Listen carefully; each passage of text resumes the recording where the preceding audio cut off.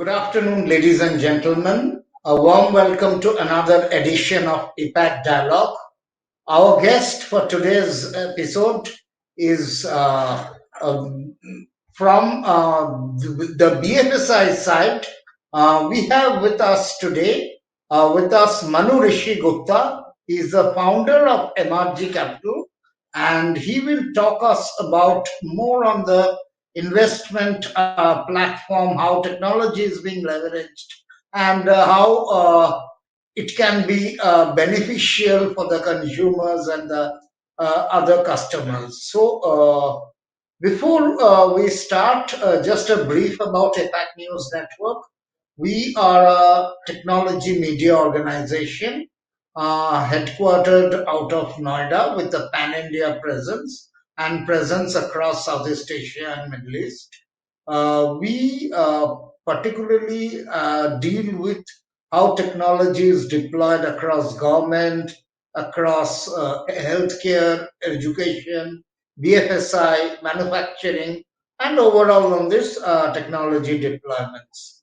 Manu, I would like to, if you can first give a brief introduction about yourself and take us on the genesis of MRG and also take us through what exactly are the portfolio of solutions and services that are available from your side. Over to you.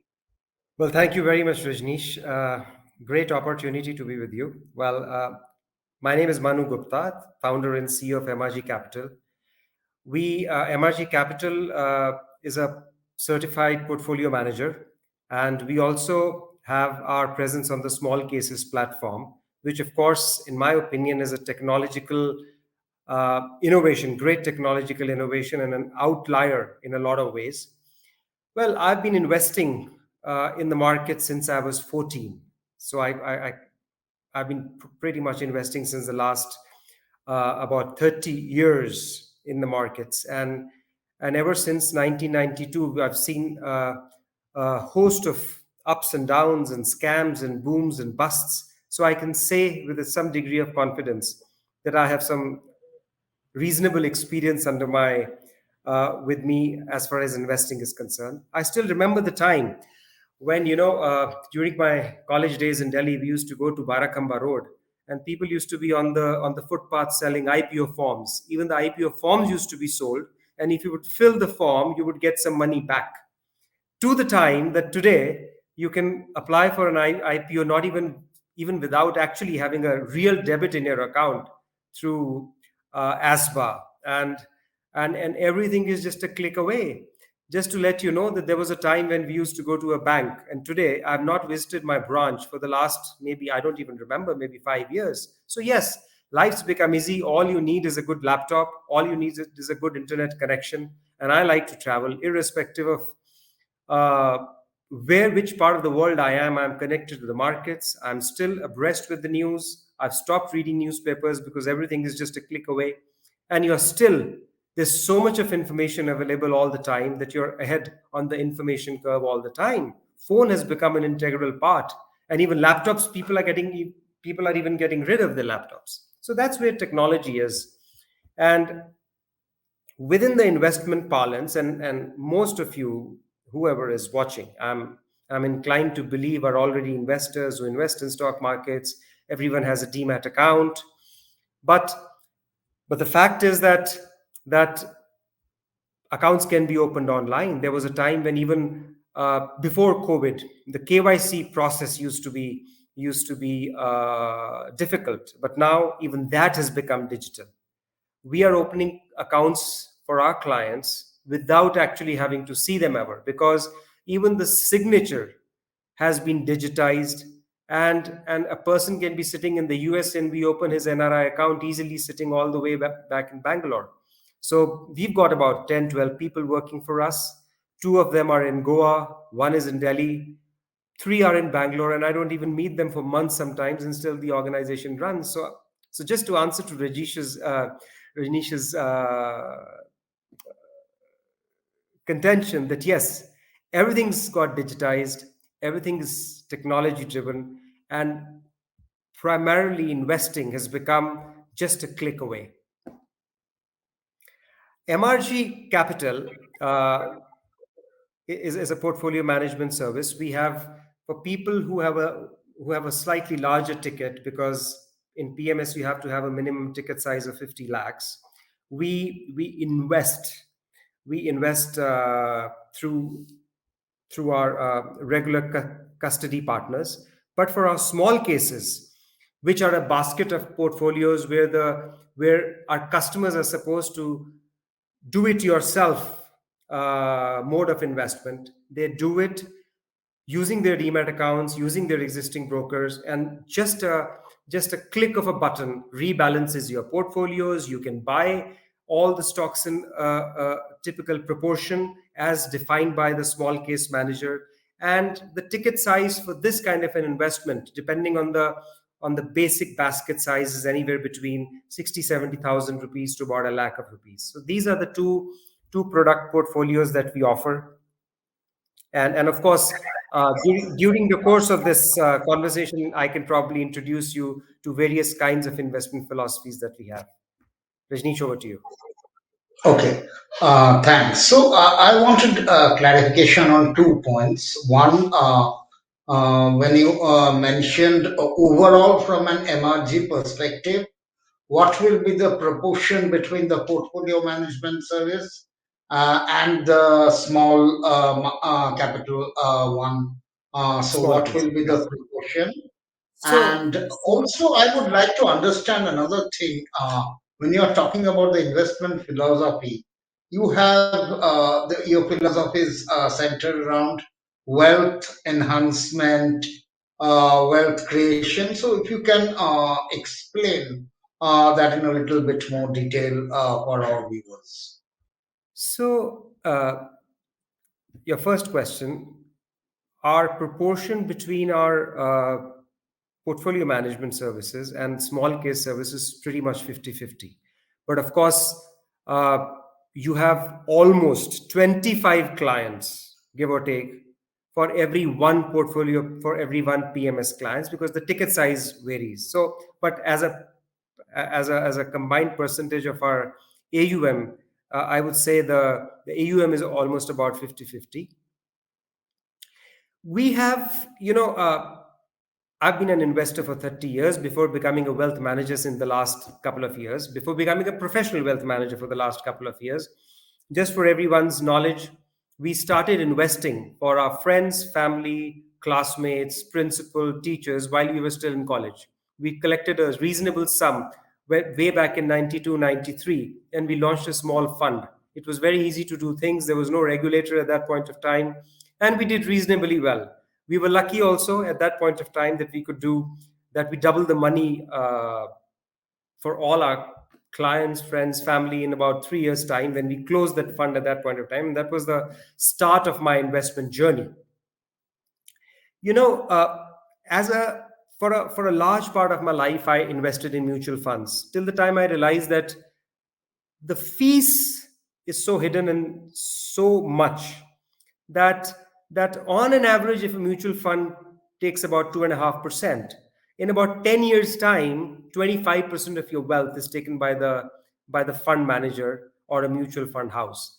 So we thought, how can we differentiate ourselves, and what different things, and how can we do things differently? The other thing that surprised me was, very, very smart and cliched looking names, but people would probably launch a dividend fund but end up buying a Paytm in those funds. But because most of the investors don't deep dive into what they're buying, you buy looking at the name. So supposing there is supposing you call a new scheme which is a India $1 trillion 2037 fund. It sounds very good, but not very many investors deep dive into understanding and seeing what the fund manager is really doing. Most of the fund managers in today's time profess the theories and peddle the theories of some of the top globally acclaimed investors like Warren Buffett and Munger and Peter Lynch. But when you see what they buy, is in absolute contrast to the very value systems and the theories that they're pushing. So we thought that we have to simplify our investment style. So we thought that there are only three categories of people. Category one are the people who are, say, my kids' age, people who are 4 to 18. They are still dependent on their parents. They have a long runway before they really need the money which they start investing, either on their own or as a virtue of their parents investing for them. So we call that fund or that philosophy the wealth maximizer. We believe that if you're in stock markets, the minimum time frame that you have or you must have is about 4 to 5 years. Even when you do a bank FD at the maximum interest rate, you maximum available interest rate, you lock in your money for about 450 days. So why are people so reluctant and not patient for at least 6 to 700 days when they're investing in stock markets? So we believe that somebody who wants to maximize his wealth must be in the market for a minimum of 5 to 7 years. People who have a 5 to 7 year horizon, we put them under a category of wealth maximizer. They are reasonably large risk takers. They must be very young. They must not need their money in a hurry. So the name is hyper simplified. My nephews and nieces and my daughter, all their accounts are put in wealth maximizer. There's an interesting statistic to know. If you are invested in the stock market for any given 7 year time frame, so just to explain it, it means 2000 to 2007 or 2001 to 2008 or 2010 to 2017, you will end up making about 15% CAGR despite of all the market volatility. So if you are wanting to maximize your wealth, wanting to double your money every 5 to 6 years, you should be in the maximizer scheme, but you should also be very patient for 6 to 7 years. Then middle-aged people like me, I mean, I've already started calling myself middle-aged. I'm about 45. People like us, we could need our money in a short span of time, 3 4 years, kids' education, some medical expense, something like that. We have classified age profile of people like us as people who would typically invest their money in wealth enhancer. The time frame should be a minimum of 4 to 6 years. We should be reasonably patient with our investments, but yes, the risk is relatively lower than the wealth maximizer. Now, if my mother, like all my family members, are invested with us, and all my uncles and aunts and all the senior citizens who are not family but who are clients, who have invested their retirement funds or who want to create a bit of an alpha on retirement funds, for them the alpha is not the alpha on the markets or the indices. For them, the alpha is the alpha that they generate on a fixed income plan. A fixed income could be a government bond or an FD. Now, if my mother was to invest, I cannot possibly advise a wealth maximizer for her, because she can possibly need her money at a short span of time. She can tell me 6 months in advance, okay, son, there is a likelihood that I will need my money. So we start redeeming and maximizing the yield, and it could take us 3 to 4 to 6 months to completely redeem her portfolio. If she wants, she can still redeem it in 24 hours time, and the money will be in her account in T plus 2 days, like a typical brokerage house, because we just have to place a sell order and the money gets credited on the third day. But in our zeal to maximize the exit, we advise our senior citizens and people who have subscribed to the third category. I forgot to mention the name, the wealth protector for the senior citizens.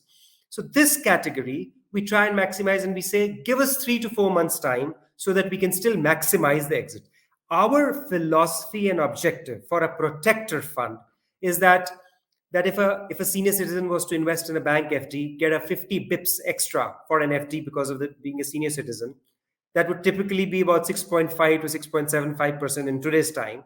If we are able to generate 11%, about 500 basis points more than that, I think we are doing a reasonably good job. And that's what we advise our clients who have subscribed to our protector fund. So to sum up, people who are very young, who have 7 to 10 years of time frame or runway for their investments, they should subscribe to Maximizer. People who have 4 to 7 years, 4 to 6 years should subscribe to Enhancer. And people who have a very short term, and they could need their money in a short span of time, 3 to 6 months, we advise a wealth protector for them. Everything is still equity, but even within the equity parlance, we all know that there are stocks which are very high dividend yield, very consistent dividend yield, very low beta. Those kind of stocks qualify for being in protector, which don't classify to be future multi-baggers, but they will certainly not create a tsunami in your financial life. So pretty much three very hyper simplified investment philosophy. No classy sounding names. No $1 trillion opportunity. We only talk of time frames which are measurable. It is very easy and very smart to say that India will be $30 trillion in 2070, because if you mathematically calculate either 2070 or $30 trillion, none of it might make sense. But nobody questions, because we can't compound numbers in our mind fast enough to question and challenge. So वो हिंदी में कहावत है कि अगर फेंको तो इतना बड़ा और इतना दूर फेंको कि कोई सवाल ना पूछ सके. Over to you, Rajneesh. Thanks. That was a very lucid explanation. I wanted to understand. Now, depending on the three very clear-cut portfolios for maximizers, enhancers, and protectors, operationally, how one operationally from MRG side, how is that consulting or in? It depends. This is a range from plain consulting to evangelization, depending on the portfolio of the target group. So, how do you manage that? That is one. And second is from an MRG business perspective.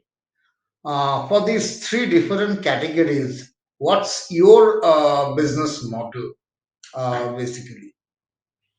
And if I may add it, when you are talking about the portfolio management services vis-a-vis the small cap, as you rightly mentioned, uh, nearly 25 smaller will be equivalent to one portfolio management customer. So, how much sense does it make operationally, from a pure operational perspective from your side, to focus on the rather have the high value customers which will give you as an organization better yields? So what is the rationale of maintaining both the businesses? So we think that's a very good question, Rajneesh. We think slightly differently. Even if a customer is coming to us as a small case customer, and we might end up only making, supposing he's taken a 1 lakh, he's invested 1 lakh rupees, and we might end up making only 1,000 rupees from him in a year. It is still fine, because that 1 lakh customer will eventually become a 1 crore customer. So for us, we don't differentiate.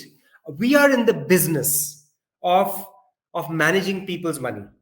We don't judge our business success by measuring a 50 lakh customer vis-a-vis a 1 lakh customer. It doesn't matter to us.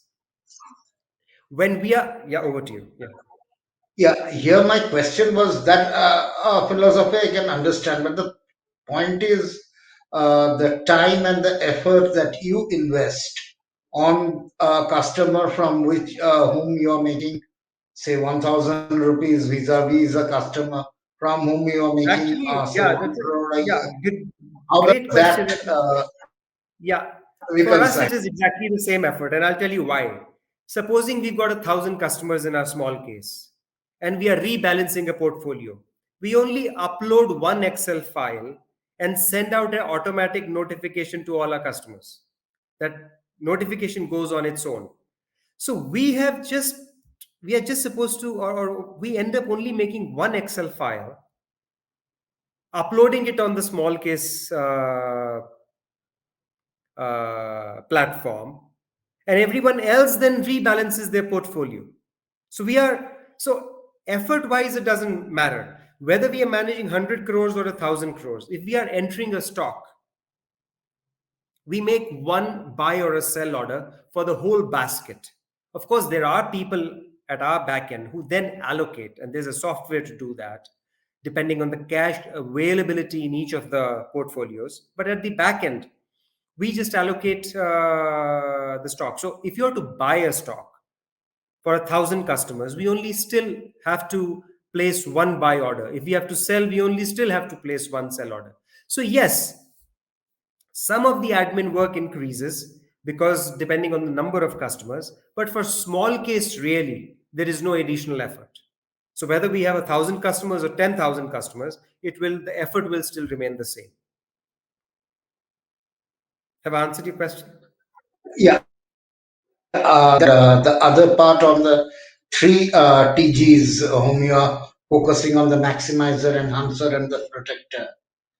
So internally, how's that translates into the way, because as I said, it will be from plain consulting to evangelization in certain cases. So how do you manage it, all these three TGs? Would you explain what evangelization typically would? I mean, how do you? Evangelization, I mean to say for the community, the senior citizen, the protector ones, their understanding normally I'm presuming their understanding of the investment market or the stock market would be on a lesser plane than the enhancer. I'm assuming the enhancer group would be your most matured in terms of Absolutely. understanding the nuances and dynamics of the stock market. Whereas Correct. So, the your maximizers uh, might have less understanding, but they are more, if I may use the word, daring, or as you mentioned, they have the time and the inclination. So now these three groups, the way you approach them will be different. So how do you manage that? oh That's my yes. So now I've thank you.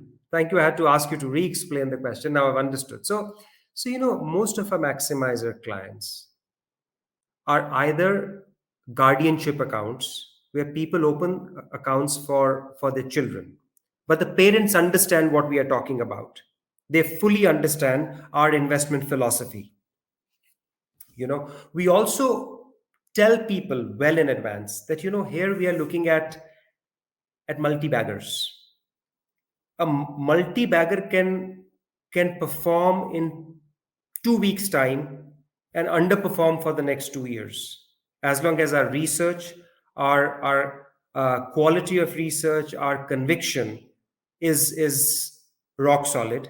And also, if we are not making a stupid mistake, there are a lot of times when fund managers end up making irreversible mistakes. A lot of people invested in a very popular stock called Manpasand Beverages. There were brokerage houses that were giving buy calls for $800, and today that stock is what I think it's delisted. It's ₹2. There was a time when people were saying that you must buy PC Jewelers at $500. I don't even know where PC Jewelers is. So every few years there's a cluster of stocks which are peddled, and fund managers also are human beings. They make gullible mistakes. So we don't try to pick great stocks. We just try and avoid stupid mistakes. If you avoid 90% of the time all the stupid mistakes that you can possibly make, you will end up doubling your money 5 years. That's an open challenge that I have for anybody. Because it's stock India is growing at 8-9%, which means any listed company would grow at double they would be a market leader, or they would be in the top 1, 2, 3, or 4 positions within their product category. That's why they are listed. They are large enough. So if you are not making a mistake, those companies are likely to grow at 15 to 20%. So if the companies are likely to grow at 15 to 20%, the stock price is also likely to grow at 15 to 20%. So I sometimes feel sometimes people are who are in doubt or who don't want to, pay that 1% to us to manage their wealth. I said, no, don't worry. You can have a look at our portfolio. You can do a DIY. Knowledge should be shared. Knowledge should be given for free. Good customers, we all go to a lawyer and never negotiate with a lawyer. And we don't try to argue our own case. We don't try and do self medication. Whenever we have a problem, we still go to a hospital or a doctor. But 90% of the Indians want to do a DIY with their financial management because everyone thinks in this country that they are the best financial manager, and that's where the problem happens. So it is fine. People have to learn their lessons. Unless sometime in your life you don't buy a Unitech, you don't buy a Manpasand beverage, you would not know why you need a financial manager. So we encourage people to do a DIY because they will eventually come back to us. But we do it with a clean heart, without any malice, and we still try and educate our people. So that's talking about maximizer, because parents know what they are doing for their children. People who go in for enhancer, they know what stock markets are. They are reasonably experienced. They already have had the taste of markets, and they then try and judge you or the fund manager. What is his philosophy? You see, at the end of the day, there are only 500-700 stocks that people invest in. The sum total of those 500-700, the proportion of those 500-700, how much risk to take in which one, and how much is riskier enough that you need to have a very low proportion of that in a portfolio. That's where the trick lies. So people understand. So people have to resonate not on my performance but on my philosophy, because my performance can be very good one year, can be not so good in another year. But in a 5-year term, does my philosophy resonate with that man's philosophy? There are people who invest with us in the morning, and in the second week they say कि मनु जी हमारे portfolio का क्या हुआ? So I'm very happy to say कि boss, you can have a look at your online portfolio. But if you want to ask me, do you ask a bank manager after making a bank FD before 390 days, what is the maturity value? Even when you know what the maturity value is, give me at least 400 days. For your 5.5%, you are happy to keep quiet for 390 days. If you are wanting to make far more than that, give me at least 400 days and allow me to do my job for 400 days at least. So I'm happy to cut the check back and say, I'm not the guy for you. And it's sometimes all right to say no to a business. It's sometimes all right to leave the money on the table because philosophies don't match. Client fund manager relationship is also like a marriage. Just like you don't want to divorce your wife, you should not, and you must not divorce your fund manager as well, because that is a ever evolving relationship that can last a lifetime. So the way people interview me or judge me, I spend equal time in judging people's philosophy and their own expectation from their wealth. Some people say, well, I can take a risk, but I don't want to lose money. What a contradictory statement. Some people say that I have a long term plan. It's fine. 5-7 years, I don't need money for the next 10 years, but they give me a call in the second week of investment. So we are also judging our clients from time to time. Sometimes people say, can we put more money? Some portfolios do reasonably far better than the other portfolios depending on the time that they start in the market. Like within our maximizer also, we are beating the markets, we are not beating the markets, and we are underperforming the markets as well, because that depends on what time in the last 1 year or 2 years people have invested and we end up investing. So obviously it's a match of philosophies. It's a match of ways of thinking, and that's how we kind of promote our philosophy and investment styles to all the people who are retired, who want to generate an alpha on their retirement funds. That alpha, I define the alpha is not as per the index for a protector. Alpha is a alpha on a debt, which means a bank FD or a treasury bond. So I ask them, what do you expect from your fund? So if a person says, KG, I was to get about 6% or 6.7% in a bank FD, I'll be happy with say 10%. I said, perfectly fine. We are with you. Whenever you need money, give me a phone call. We'll try and give you money within a month's time. But in your mind, for us to be able to maximize your redemption, keep about 3 months in your mind. That's how we operate. That's how we explain. That's how we promote our philosophy. Extremely well explained. That was much more clearer now. And do you look at institutional investment also, or is it purely on the personal investment? Well, we are handling the treasuries of a few small corporates. You know, we manage surplus funds, we invest in liquid funds, we try to find some debt opportunities. We ask them what is the time frame. If it is purely a very small time frame, we try and keep investments very liquid. So yes, just to answer your question, we do handle very small institutions as well at the moment. And just on the technology front, other than the software that you mentioned, how are technology like analytics or something being leveraged on the portfolio of client that you have? Do you use how do you use technologies? More the new age kind of technologies. So, technology can only help you transfer of wealth, movement of wealth, right? But if you try and run a screener on some predefined parameters, all kinds of companies will emerge, which would, on the face of it, qualify to be investment grade. But for us, they will be nothing more than kachra. So technology cannot judge the quality of the management, the quality of the balance sheet, the quality of the reporting, the quality of our own judgment of the company. It might pass through 10 filters that you have applied. P ratio should be less than this, price to book should be this ratio, debt should be this ratio, debt equity should be this, enterprise value to EBITDA should be this. These are the most 10, 12 top ratios that are used to judge. But if you run these screeners, 100 companies would emerge. But for us, maybe only 5 companies are investment grade because that's where the real judgment and recognition of value is emerges or recognition of value comes by.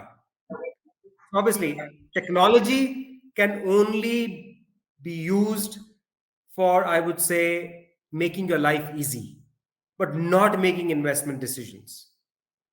Most So of the primarily, most of the yeah. So algos are flawed. primarily depends on your sense of knowledge and judgment that will help sort of impact or influence the investment decisions.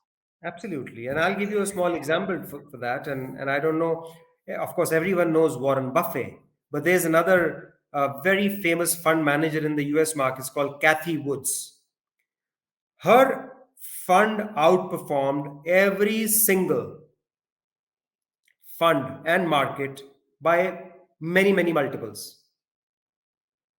And today, Warren Buffett's Berkshire Hathaway and his holdings are outperforming Kathy Woods, and she's all her 3 years of gains have been wiped out, and she's far worse off than what she was 3 years ago. So something, if it is that volatile, something that can lose its 90% of the value or 70% of the value, means that there was no value in the first place. It was only a narrative. So, narrative and value are two different things. It depends on us. Everyone likes, and human beings are gamblers by nature. You tell somebody, you know what, buy a 80,000 rupee ka one share of MRF. He says 80,000, when will it becomes 1,60,000? No, MRF is not interesting. But you tell somebody to buy 8 rupees ka Vodafone, he'll say, yeah, let's buy Vodafone because it can become 16 anytime. Let's buy Yes Bank because it was 400, it is 12 now, and it can become 24 again. So people like to gamble. Gambling is human nature, and that is the reason why people just don't make money in stock markets, even while making money in the stock markets is the easiest thing to do.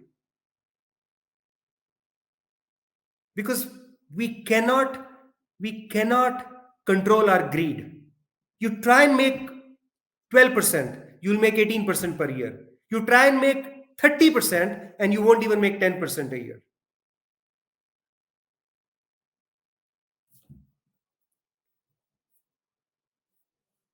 That's a very good, I may say, advice and philosophy. So the last question I would like to ask is, looking a little bit forward, maybe for the next 6, 7 quarters. What, from an MRG perspective, would be the key focus areas that you would like to concentrate on? Since we are custodian of people's wealth, people have reposed their faith in us. They have trusted us with their money. Our objective is always wealth protection. We should, at this point of time when markets are at an all time high, there are so many flashpoints that can trigger any point of time globally with respect to geopolitical issues between Russia, Ukraine, or the burgeoning debt of the two largest economies on the planet, the Germany, UK, and the US. They have taken their debt to a level. At some point of time, every debt must be repaid. If it is not repaid by you, it has to be repaid by your kids. What these developed economies have done is, I'll give you a small example. I've got a 4-year-old daughter. So if, say, an Indian bank comes to me and say, you can take out a credit card in your daughter's name, and that has a limit to 3 times your earning capacity, which means 3 times my annual salary, I'll say, wow, I don't have to repay for 18 years. The credit card is in my daughter's name, and 3 years of my annual salary can be withdrawn on that credit card, and I end up spending that money today. At the end of the day, she will have to pay. So what Americans have done by creating this infinite debt and unmanageable 30-40 trillion dollar debt on their balance sheet, on the Fed's balance sheet, is that they have borrowed money from future generations to splurge today, and somebody will have to pay. So the pain might not be visible today, but the pain is just round the corner. It might blow out in a couple of months. It might take a few years. It might be pushed under the carpet for a few more years, but it will definitely emerge. And I think with so many issues, with such large economies, Indian markets can get affected as well. 60% of our GDP comes from exports of services or exports of goods, and which means that we are dependent on the consumption of other nations. What if they go through a very severe slowdown? Obviously, we'll get affected. But in the short run, there could be some short-term pains because we are already outperforming. We are already 2 standard deviations out of the long-term averages of our markets. But in the long term, we've got 1.6, 1.7 billion citizens. Anything that we do, we've got a large captive audience. We are by and large food surplus, except for our power needs, except for our fossil fuels. We are a self-dependent nation. We produce most of the things that we consume internally. And I think in view of all of this, India is likely to do exceedingly well, but of course, with extreme caution over the next 12 to 18 months. And that's what our objective is, not to lose money over the next few months, next few quarters. We can grow very slow, but don't try and gallop ahead that we fall flat, because there are too many other things happening which are not in our control. Yeah, I hope that this was a good call, and you enjoyed. I enjoyed talking because I'm very passionate. So even though I've given many such calls. Every time I speak from my heart, and it's absolutely great to try and educate as many people as possible.